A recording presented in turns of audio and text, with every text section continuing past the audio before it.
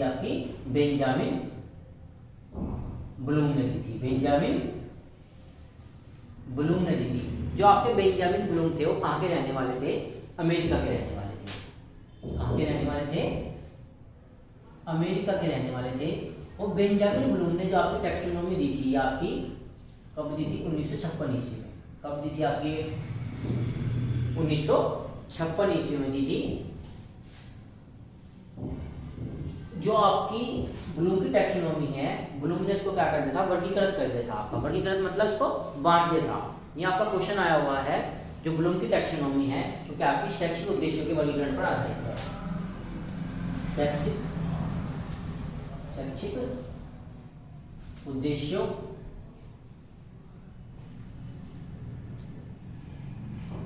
का वर्गीकरण पर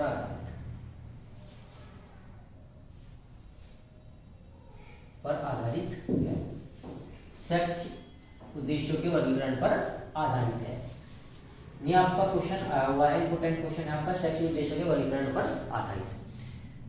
ब्लूम ने जो आपकी टैक्सोनॉमी थी, आपको ब्लूम की टैक्सोनॉमी, इसको आपको 3 डोमेन में, इसके 3 डोमेन बताए थे। इसमें आपके 3 डोमेन में, डोमेन कौन कौन से थे आपके? ज्ञानात्मक, कॉग्निटिव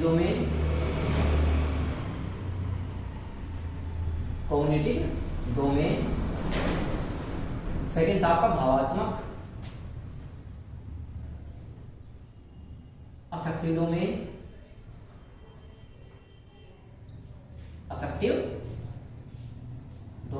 एक था आपका क्रियात्मक,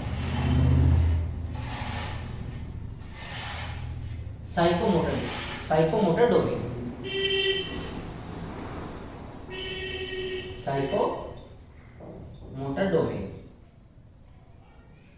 तीन भाग बताए थे इसमें आपके। 3 डोमेन थे, ज्ञानात्मक, कॉग्निटिव डोमेन, भावात्मक, अफेक्टिव डोमेन और क्रियात्मक, साइकोमोटर डोमेन। इसको कॉग्निटिव डोमेन भी बोलते हैं। जो आपका ज्ञानात्मक अर्थात कॉग्निटिव डोमेन था, किससे संबंधित था? ज्ञान मतलब दिमाग से संबंधित था, मतलब हेड। भावात्मक पक्ष, भाव मतलब भाव कहां से आएंगे? दिल से। तो ये किससे संबंधित था? आपका दिल से, हार्ट।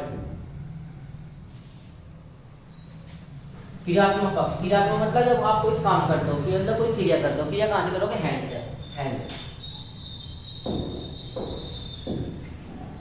हेड, हार्ट और हैंड, ये 3 हेड का कॉन्सेप्ट किसने दिया था? आपका ब्लूम ने। किसने दिया था?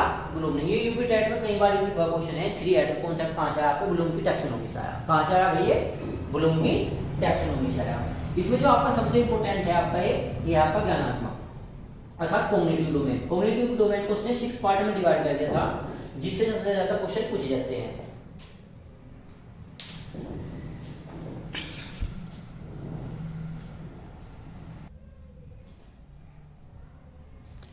उसके बाद है आपका ज्ञानात्मक पक्ष। ज्ञानात्मक पक्ष को उसने 6 भागों में बांटा हुआ है। ये आपके 6 भाग इस प्रकार हैं: नॉलेज, ज्ञान, कॉम्प्रिहेंसिव, बोध, समझ, एप्लीकेशन, प्रयोग, एनालिसिस, विश्लेषण, सिंथेसिस, संश्लेषण और इवैल्यूएशन, मूल्यांकन करना।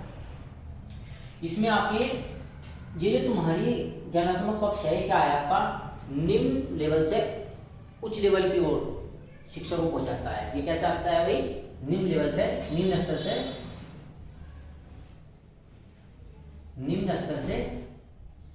उच्च स्तर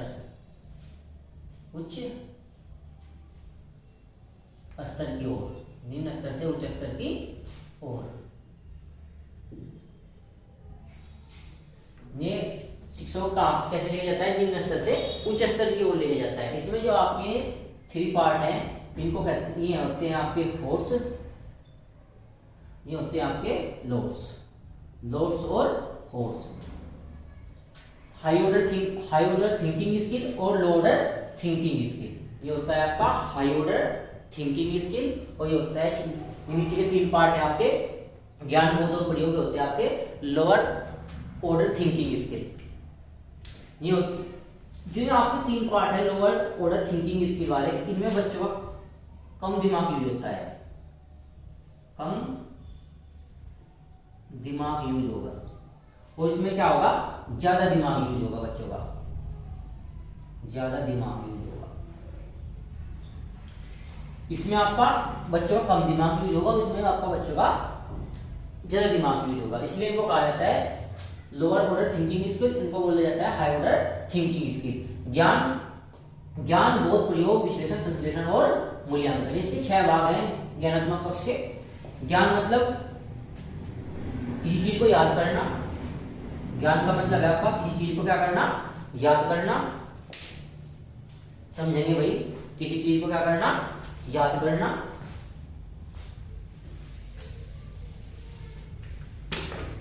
ज्ञान मतलब किसी चीज को क्या करना, याद करना। जैसे भारत की राजधानी क्या है, भारत की राजधानी क्या है, ऐसे कोई समझना, किसी चीज को समझना या समझाना। जैसे प्रकाश संश्लेषण क्या होता है, ये क्या होगा आपका, समझ के अंदर आएगा। प्रयोग करना, जो आपने सीखा हुआ है उसका प्रयोग करना, जो आपने अब तक सीखा है उसका प्रयोग करके समस्या का समाधान करना, उसका हल करना। विश्लेषण, तोड़ना, जैसे अंतर बताना, ये कहीं में आ जाएंगे आपके विश्लेषण में, अंतर बताना, अंतर बताना।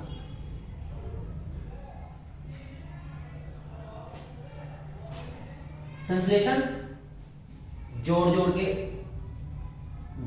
कर समस्या का समाधान समझना। और मूल्यांकन, और सही और गलत की पहचान करना, क्या सही है और क्या गलत है, सही और गलत की पहचान करना, कौन सी चीज सही है कौन सी चीज गलत है, ये क्या मानेंगे आपके संज्ञानात्मक पक्ष में। फिर अब क्या आई, रिवाइज ब्लूम टैक्सोनॉमी आएगी सन 2001 में। रिवाइज ब्लूम टैक्सोनॉमी सेम ही आपकी टैक्सोनॉमी है, बस इसमें आपको क्या कर दिया, मूल्यांकन और संश्लेषण को क्या कर देगा, चेंज कर देगा। सेम वही है आपका, ज्ञान समझ प्रयोग विश्लेषण, अब की बार पहले मूल्यांकन आएगा, संश्लेषण आएगा आपका बाद में आएगा। ज्ञान वही याद करना, समझना, प्रयोग करना, विश्लेषण करना, अब की बार पहले मूल्यांकन है, फिर बाद में क्या करना, संश्लेषण करना है। ये आपकी रिवाइज ब्लूम टैक्सोनॉमी थी, सेम आपका वही है। उसके बाद में आया आपका भावात्मक पक्ष और क्रियात्मक पक्ष। नेक्स्ट है आपका भावात्मक पक्ष। अभी हमने कौन से किया है, ज्ञानात्मक पक्ष किया है आपका कॉग्निटिव डोमेन। अब आपका आगा अफेक्टिव डोमेन। अफेक्टिव डोमेन मतलब अफेक्ट, भावना। भावात्मक मतलब इसकी दिल की बात, किसकी बात भाई, दिल की बात। ज्ञानात्मक में क्या था आपका, दिमाग वाली बात, जो दिमाग से की जाती थी। ये दिल वाली बात जो दिल से की जाती है, जैसे भावना, मूल्य, उत्साह और प्रेरणा, ये सारी चीजें कहां से निकलती हैं, दिल से। तो ये किससे संबंधित हो जाएगी, आपकी भावात्मक पक्ष अर्थात कॉग्निटिव डोमेन, अफेक्टिव डोमेन। किससे संबंधित हो जाएंगे, आपकी अफेक्टिव डोमेन। ऐसे ही नेक्स्ट आपका क्रियात्मक पक्ष, क्रियात्मक क्षेत्र, साइकोमोटर डोमेन। साइकोमोटर डोमेन का मतलब क्रियात्मक पक्ष जो किससे की जाती है, आपकी क्रिया की जाती है, जिससे हाथ से, हैंड से। हैंड से संबंधित थी आपकी, हाथ से संबंधित थी, हैंड से संबंधित थी। वही आपकी किससे संबंधित थी, आपकी ये हैंड से संबंधित थी, जो किससे की जाती है, हैंड से की जाती है। ये थी आपकी जो जैसे शारीरिक हलचल, मोटर स्किल्स, जो शारीरिक हलचल होंगी जो किससे की जाती थी, किसमें भी बढ़कर शारीरिक हलचल होंगी आपकी, किस क्या थी आपकी, क्रियात्मक पक्ष के अंदर थी। जो कार्य किया जाता हो, जो कार्य हाथ से किया जाता हो, हाथ से किया जाता हो, जिसमें हाथ का रोल हो, हाथ से किया जाता हो, उसको कार्य करता क्रियात्मक पक्ष मानेंगे। इससे जो क्वेश्चन आए तुम्हारे, विकास के किस क्षेत्र का संबंध बौद्धिक सामर्थ्य जैसे कि ध्यान, स्मृति, समस्या समाधान, कल्पना करने से है। ऑप्शन है आपके संवेगात्मक क्षेत्र, ज्ञानात्मक क्षेत्र, सामाजिक क्षेत्र और शारीरिक क्षेत्र। संवेग की कोई बात नहीं हो रही इसमें, सामाजिक की कोई बात नहीं हो रही और शारीरिक क्षेत्र की कोई बात नहीं हो रही। ध्यान, स्मृति, समस्या समाधान और कल्पना किससे संबंधित है, संज्ञानात्मक क्षेत्र से संबंधित है। नेक्स्ट क्वेश्चन है आपका, निम्न में से कौन सा क्वेश्चन उच्च श्रेणी का है। उच्च श्रेणी का चिंतन नहीं है। कौन सा कौशल उच्च श्रेणी का चिंतन नहीं है? किसकी बात करिए? नहीं की बात करिए। विश्लेषण, रचना और निरूपण और प्रत्यस्मरण, ये 4 ऑप्शन है। इसमें आपका जो उस श्रेणी का चिंतन नहीं है उसको आप कमेंट बॉक्स में कमेंट करके आप अपना आंसर दोगे।